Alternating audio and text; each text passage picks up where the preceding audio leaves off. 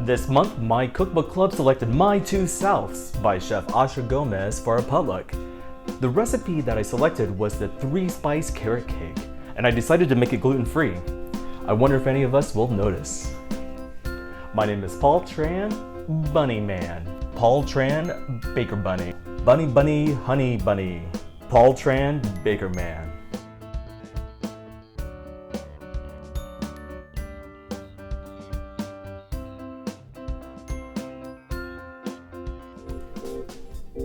I'm not including the recipe for the book, but I am including the link to Chef Gomez's website in the show notes.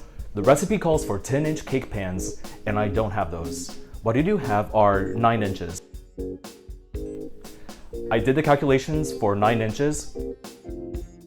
That comes out to 0.729. That's 3/4 of the recipe, so I did the easy math in the recipe to adjust for this. I am worried that my 9-inch pan cannot contain the full amount for the 10-inch recipe.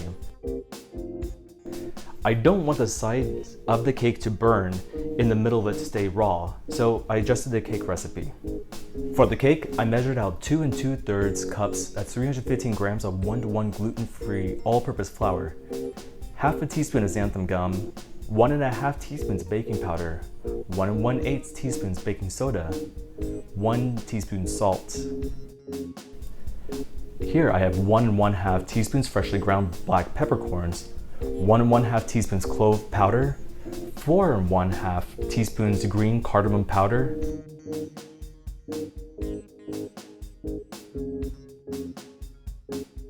1 1/2 cups, that's 297 grams of granulated sugar. I had 6 large eggs, that's 338 grams. 1 1/3 cup of oil, that also comes out to 260 grams. I'm using grapeseed oil, and the recipe calls for canola oil. 4 1/2 carrots, or 2 1/4 cups, that comes out to 225 grams of peeled and grated carrots. I grated the carrots in the food processor and I spread them out on a paper towel to help them dry out a little. Preheat the oven to 350 degrees Fahrenheit, that's 100 degrees Celsius or gas 4. Grease and line the pans with parchment paper and flour them.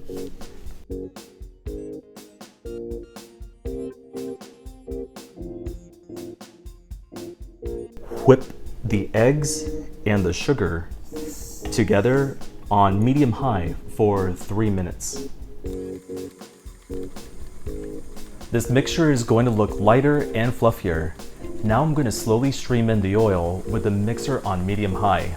You really can't rush this. There's already a lot of fat in this mix and it doesn't want to make room for anything else. I'm trying to force this fatty liquid into it and it's going to double in size. I'm tossing these carrots in the dry mix so the carrots get a good coating. This will help evenly distribute the carrots throughout the cake so they won't clump up or stick to the bottom.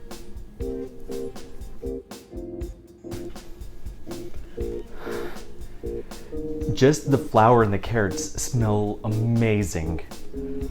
This is going to be really good. So at a very low speed, add this mix to the bowl.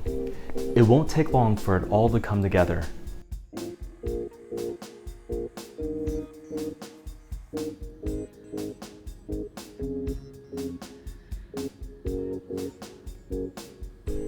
The original recipe says to bake these for 45 minutes, and since I decreased the amount, I'm actually going to check on them in about 35 minutes.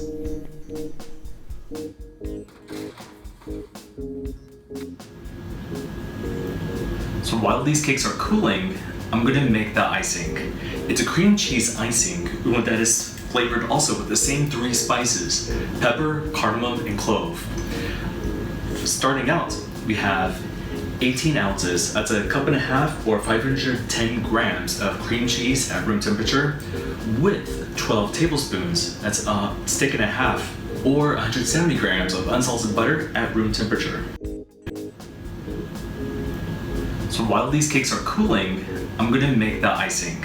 It's a cream cheese icing that is flavored also with the same 3 spices. And then I'm going to sift together confectioner sugar, which is at 1 4/5, 1.88 to be exact, or 214 grams powdered confectioner sugar, and then 1.5 teaspoons of fresh, coarsely ground black peppercorns, 1.5 teaspoons green cardamom powder, and 1.5 teaspoons of clove.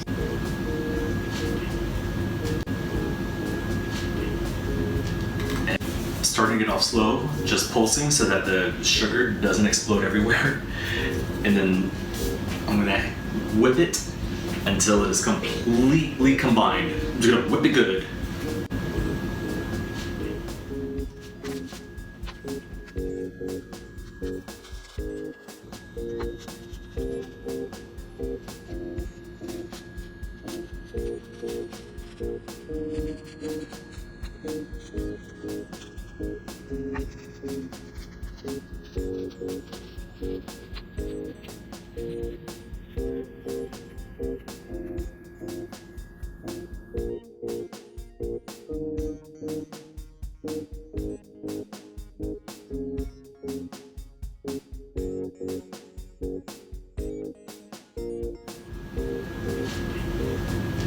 The cake's simple design, it does cover up quite a bit of flaws, just an unevenness and things like that, but I think it's going to be really good.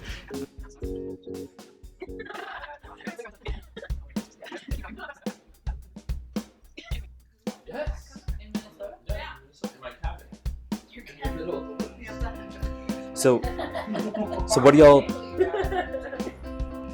think about the cake?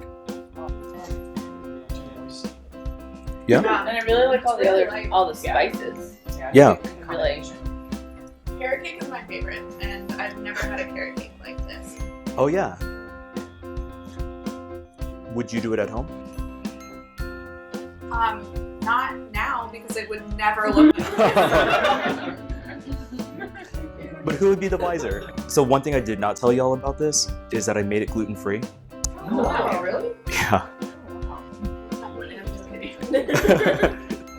So anybody who's gluten-free could actually technically eat this cake. I feel like I can taste it, but yeah, if y'all like it the way it is, that's fantastic. Success! I sent Asha Gomez, the author of the book, a tweet telling her, or just asking her, like, what main idea or lesson should we take away from your book? And she responded. She said she wants us to be able to take away the introduction of spice without intimidation into everyday meals. Oh, sweet. Has it worked?